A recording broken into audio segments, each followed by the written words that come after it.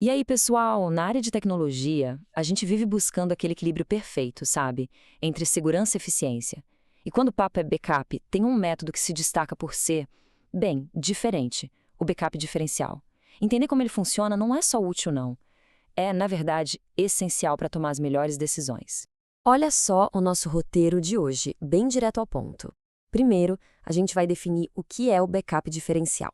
Depois, vamos desvendar o mecanismo por trás dele, colocar na balança o espaço contra a velocidade, entender a sua grande vantagem na hora do aperto, que é a restauração, e fechar com um exemplo prático para não ter erro. Beleza, vamos direto ao que interessa. Para entender o backup diferencial, a gente precisa focar em uma única regra. Uma só. É essa regra que define todo o comportamento dele. E a definição é essa aqui, ó. O backup diferencial copia tudo, absolutamente tudo que foi alterado ou criado desde o último backup completo. Guardem bem essa palavra, completo. Ela é a chave de ouro para entender todo o resto. E aqui está o ponto crucial, a alma do negócio. A referência é fixa, é como se fosse uma âncora. Não importa se a gente faz 1, 5 ou 10 backups diferenciais, todos eles vão sempre olhar para trás, lá para o último backup completo. Toda a lógica nasce a partir daqui. Certo, mas como é que o sistema sabe exatamente quais arquivos mudaram desde aquele backup completo? Vamos agora desvendar o segredo por trás desse mecanismo. Fica aí a pergunta, né? Como é que essa mágica acontece? Como o sistema identifica o que precisa ser copiado sem ter que ficar comparando cada arquivo um por um? A resposta, gente, está num detalhe técnico pequeno, mas muito poderoso. A resposta está numa coisinha chamada atributo de arquivamento. Pensa que é como uma etiqueta digital. Toda vez que um arquivo é alterado, pá, ele ganha essa marcação. O sistema de backup, então, só precisa procurar e copiar todos os arquivos que estão com essa etiqueta. Simples, né? Só que aqui vem o pulo do gato, o detalhe que muda tudo. A etiqueta não é desmarcada depois da cópia. E essa pequena decisão, nossa, ela tem uma consequência enorme. E essa consequência nos leva direto para uma balança. De um lado, o espaço de armazenamento, do outro, a velocidade da cópia. As implicações práticas disso são bem diretas.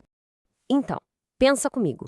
Já que a tal da etiqueta nunca é removida, cada novo backup diferencial acaba copiando as mudanças do dia e também as de todos os dias anteriores, lá desde o backup completo. O resultado? O arquivo de backup vai, inflando. Fica cada vez maior, ocupando mais espaço a cada dia. E a velocidade? Bom, ele ainda é bem mais rápido que um backup completo, com certeza. Mas, claro, vai ficando um pouquinho mais lento a cada execução, porque o volume de dados para copiar só aumenta.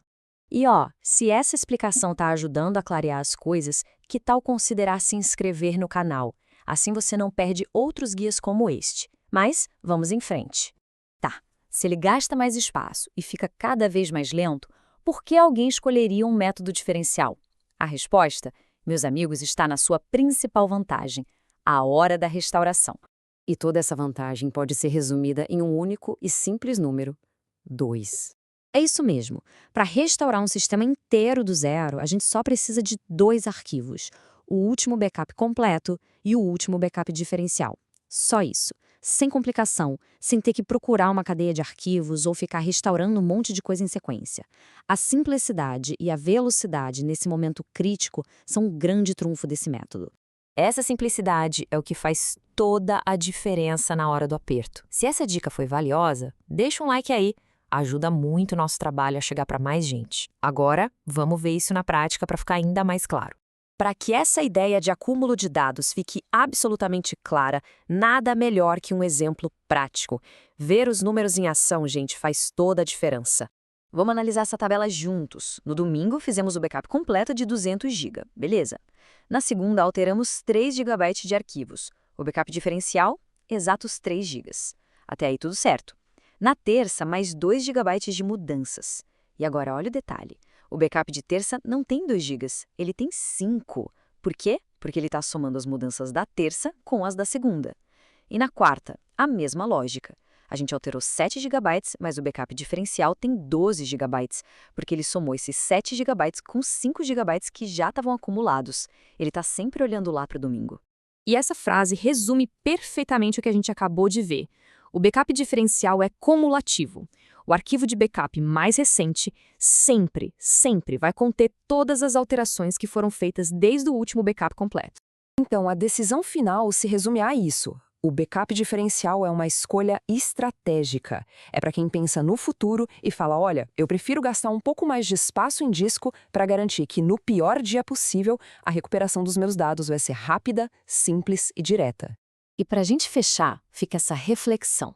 Pensando aí no seu cenário, seja nos estudos ou no trabalho, a paz de espírito de ter uma restauração super simples e rápida, vale o investimento em um pouco mais de espaço em disco? A resposta para essa pergunta pode definir toda a estratégia de segurança de dados.